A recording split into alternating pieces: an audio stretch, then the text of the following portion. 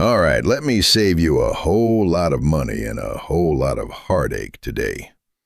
If you're just starting out on a small farm, then sooner or later you're going to run smack into the biggest money question there is. Do you buy a brand new tractor or do you buy used? And I've watched good, hard-working people get this one wrong more times than I can count.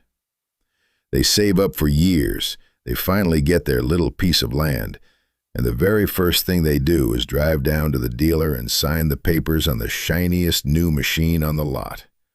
Fresh paint, that new machine smell, a warranty booklet sitting right there in the glove box. They drive it home feeling like a real farmer. And then, about 8 months later, they're sitting at the kitchen table in the dark, trying to figure out how in the world they're going to make that payment and still have enough left over for seed and feed. I've been working this Texas dirt the better part of my life, and I'll tell you straight, the tractor is the single biggest piece of iron most small farmers will ever buy. And it is the easiest place on God's green earth to throw away $10, $20, even $30,000 if you let your heart do the talking instead of your head. So today we're going to sit down, just you and me, and talk this thing through nice and plain. New versus used. No sales pitch, no fancy words, nobody here trying to move a unit off the lot. Just what I would actually buy if I were starting a small farm today with my own hard-earned money on the line. Grab your coffee and let's get into it. Now let me give you the short version right up front, and then I'll spend the rest of our time showing you exactly why. For most folks running a small operation, something under 50 or 60 acres, a good used tractor is almost always the smarter buy. And I want you to hear me careful on that word, good. I am not talking about the cheapest, rustiest, smokiest heap you can dig up out of the back of somebody's field.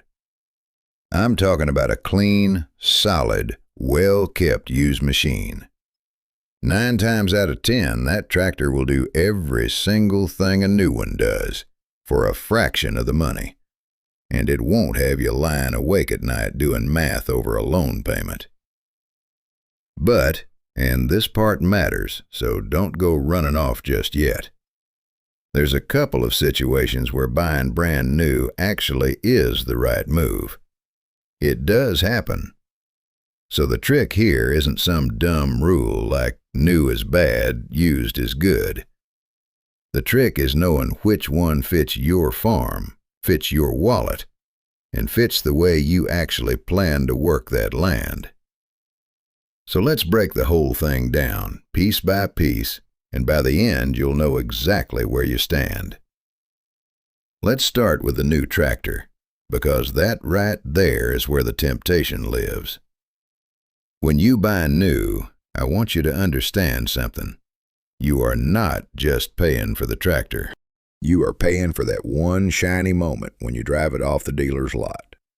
Because the second, and I mean the very second, those tires touch the road and that machine goes from new to used, it loses a big old chunk of its value. On a lot of compact tractors, you're looking at something like 20% gone in the first year or two. Just gone. Vanished into thin air. That's real money, and it evaporated before you ever put a real day's work on the thing. Let me put that in plain numbers so it stings a little, because honestly, it should. Say you drive home a brand new machine for $30,000. 2 years later, that same tractor, now with a little seat time on it, might only be worth $22,000, maybe $23,000. So you spent $7,000 or $8,000, $8,000, just for the privilege of being the first fella to ever sit in that seat. And that $8,000 didn't buy you one extra bale of hay. It didn't grow you one extra tomato. It didn't fix a single fence post. It just quietly melted away while the tractor sat there in your barn looking pretty. Now, I'm a fair man, and there's more to this story than just depreciation, so hang with me here. Buying new does get you some real things. and we're going to talk about every one of them in just a minute. But I want that first lesson burned in good and deep. With a new tractor, you pay top dollar, and then you eat the steepest drop in value there is, right off the top. On a small farm where every single dollar is already spoken for 2 times over, that is a heavy, heavy price to pay for shiny paint and that new machine smell. So what does all that new money actually buy you? Let's be honest about it, because it ain't nothing. First thing, you get a full factory warranty. Something breaks, and that's the dealer's problem and the dealer's wallet, not yours. For a lot of folks, that peace of mind is worth something real. Second, you get 0 hours on the clock. You know exactly how that machine's been treated, because nobody's treated it yet. No mystery, no previous owner who ran it hard all day and put it away wet. Third, and this one's bigger than people think, you can often get low-interest financing, sometimes even 0% if you catch the right season and the right deal.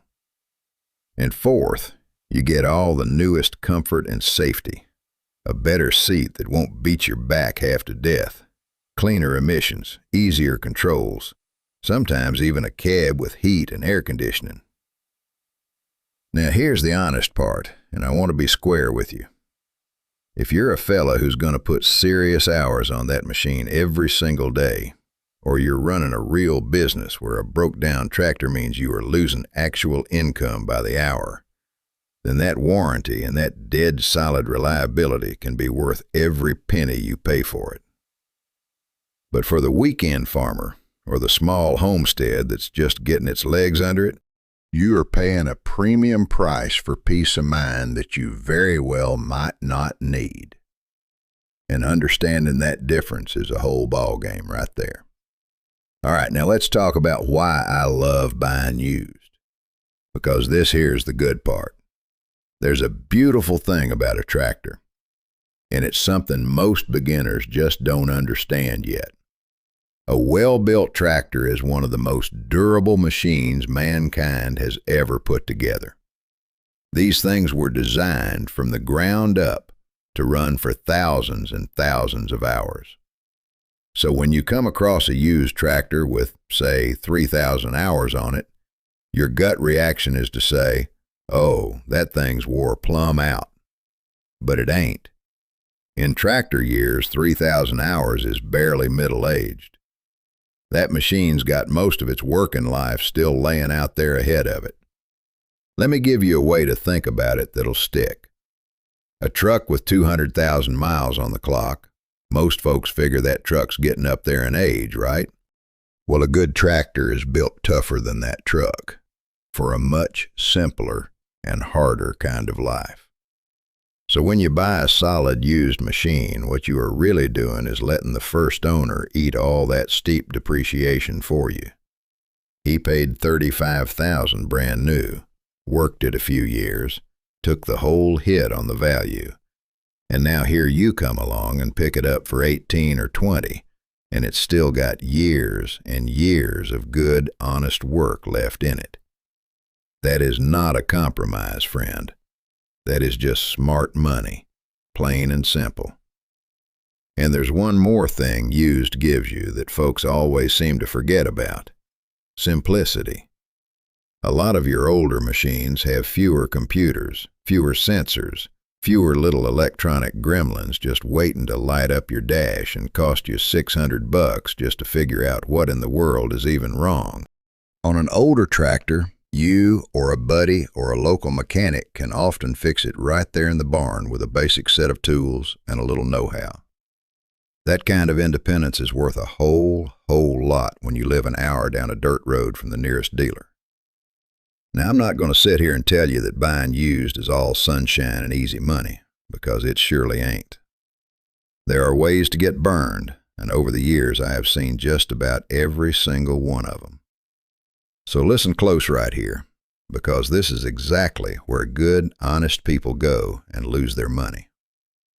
The first trap is hours that don't match the wear. A seller looks you dead in the eye and tells you it's only got 1,200 hours on it. But then you look down, and the pedals are worn smooth as a river rock. the seat's blown plumb out, and the paint's ghosted right off the top of the hood. Something don't add up. An hour meter can be broke, or worse than that, it can be rolled back on purpose. So you learn to trust the wear, not the number on the dash. The machine itself will tell you the honest truth if you just know how to look at it. The second trap is the machine that got worked hard and then never once got maintained. Cheap oil changed maybe once a year, if the fella even remembered to. Fuel filters that ain't been touched since the day it rolled off the factory floor. Grease points bone dry and squealing. Now, a tractor like that might run just fine sitting there idling in the driveway when you go to look at it. And then it'll turn right around and hand you a $5,000 repair bill the very first hard season you actually put it to work. Neglect hides real good, right up until the day it don't. And the third trap, and this is the one that gets the best of us, is falling in love with a bargain. You see a price that's just rock bottom, way down below all the others, and something inside your brain just shuts clean off. So let me give you a rule to live by. There is no such thing as a cheap tractor with an expensive problem. If a deal looks too good to be true, there is always a reason, and that reason is usually hiding way down in the transmission or the hydraulics, which just so happen to be the two most expensive things on the entire machine to go and fix. So keep your head on straight, and don't you ever let a low number do your thinking for you. All right, so let's say you're leaning toward used now, and that's good. But before you go spending a dime, we got to answer the next big question. And this is one folks get wrong all the time. How much tractor do you actually need? Because I'll tell you what, the number one way new farmers waste their money is buying way, way more horsepower than they will ever use in their whole life. Somebody sees a big 90-horse machine and their chest puffs up and they think, well, bigger's got to be better, right? No, sir, not out here. A tractor that's too big for your land is just a big, thirsty, expensive way to tear up your soil and burn through diesel you didn't need to burn. So let me give you some real, honest numbers to steer by. For most small farms and homesteads, mowing, box blade work, moving round bales, loader chores, tilling a garden, something in that 25 to 45 horsepower range is your sweet spot. That right there will handle the everyday work of the vast majority of small operations without breaking a sweat.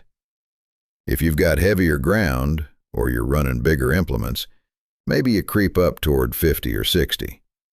But I promise you, most of you watching this do not need to be shopping up in the big numbers. Buy the tractor that fits the work, not the one that fits your ego. And now here's the one piece I will absolutely put my foot down on. Whatever you buy, new or used, big or small, you get yourself a front-end loader on it. A loader. That is the single most useful thing you can bolt onto a tractor, and it is not optional in my book.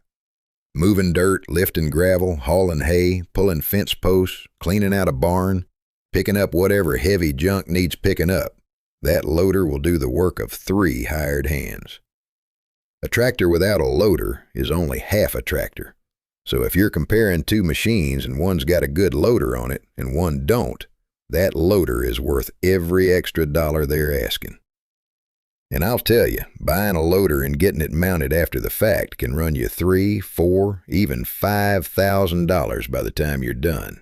So a used tractor that already comes with a good one on it is worth its weight in gold. Don't you dare skip it. And while we're talking attachments, let me save you a little grief there too. Don't go buying a bunch of fancy implements right out of the gate. A loader, a box blade, and a decent mower. That'll cover you for near about everything a small farm throws at you the first couple years. You can always add more later, and used implements are dirt cheap if you're patient and you keep your eyes open at the farm sales. Okay, now let's get to the good stuff. How to actually look at a used tractor so you don't get taken. I'm going to give you my 10-minute check. You don't need to be a mechanic to do this. You just need to slow down, keep your wits about you, and pay attention. And rule number 1, never, ever buy a tractor that's already warmed up when you get there. If that engine's hot and ticking when you pull in the driveway, you ask yourself why. A smart seller warms it up to hide a rough, cold start. So you tell them straight, you want to see it started cold. If they won't do that, you walk. Simple as that. So, cold start. You turn that key and you watch. It should fire up without too much fuss and settle into a nice, steady idle. Now look hard at that exhaust. A little puff of smoke on startup, that's fine, that's normal. But if you get thick blue smoke that just keeps on coming, that's oil burning, and that's a tired engine. Black smoke that won't clear means it's running bad, fuel or air.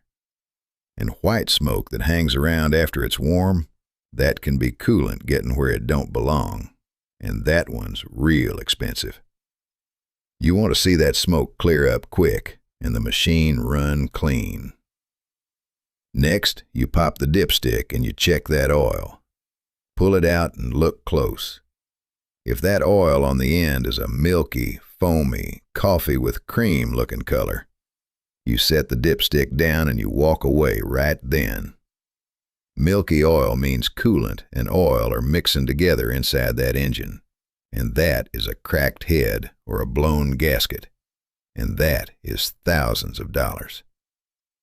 That one little look can save your whole bank account. Then check the coolant too. Make sure it looks clean and there ain't no oil floating in it neither. Now you get down and you look underneath and all around for leaks.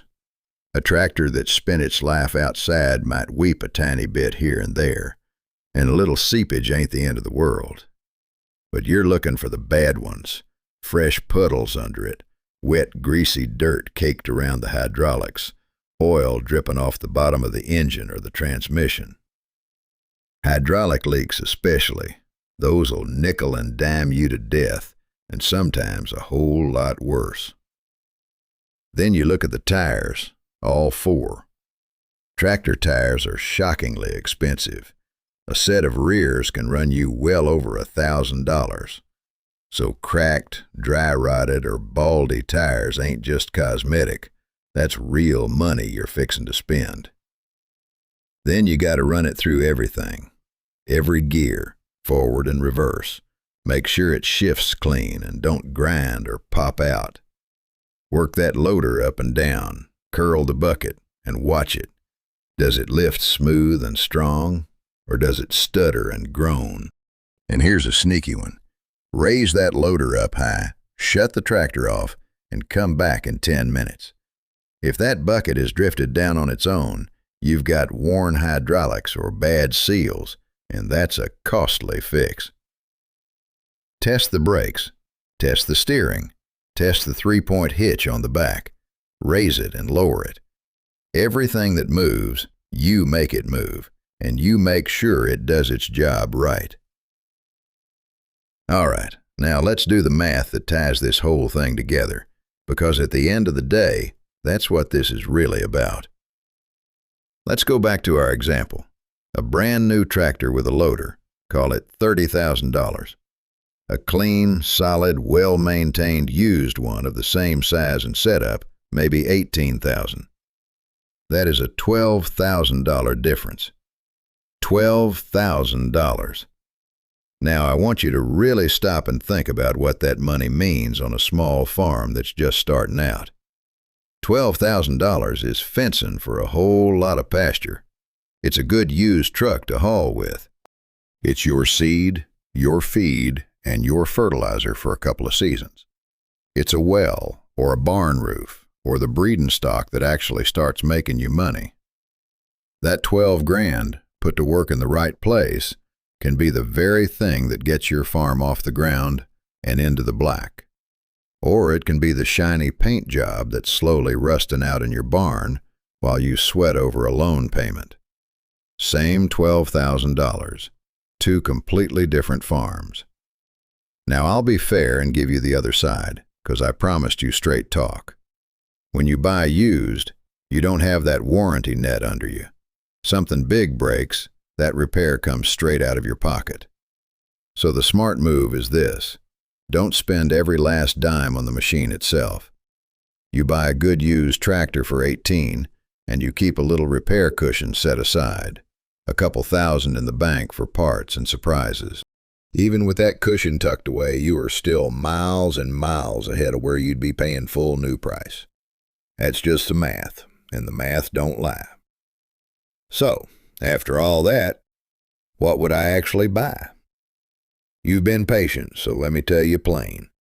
If I was starting a small farm today with my own money, I would go find a clean, well-maintained used utility tractor somewhere in that 35 to 45 horsepower range with a good front-end loader already on it.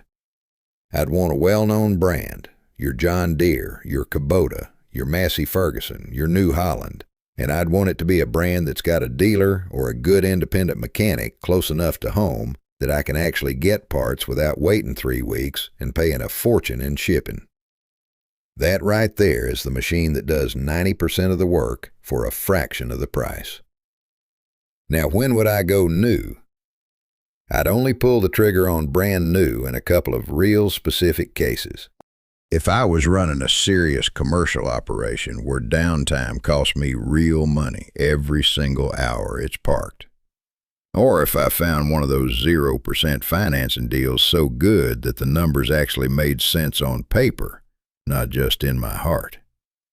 Or if I simply could not find a decent used machine anywhere within a reasonable drive, which does happen in some parts. Outside of those, for the everyday small farmer, used every single time. That's not me being cheap. That's me being smart with money that's hard to come by. So look, here's the whole thing boiled down to one idea. A tractor is a tool. That's all it is. It ain't a trophy. It ain't a status symbol. And it sure ain't something to go into debt over just so it looks good sitting in front of the barn. The goal here was never to own the shiniest machine on the county road. The goal is to build a farm that works, and it pays for itself, and it's still standing strong long after that new machine smell would have faded away anyhow. Buy the tool that gets the job done. Keep your money working for your land, and you're going to be just fine. If this helped you out even a little bit, do me a favor and hit that subscribe button, because I put out this kind of honest, no-nonsense farm talk every week, and I'd sure love to have you along for the ride. And next time, we're going to talk about the 7 tools every small farmer actually needs, and the ones you can save your money on and skip completely. So I'll see you then. Now get on out there and get to work. Take care of yourselves.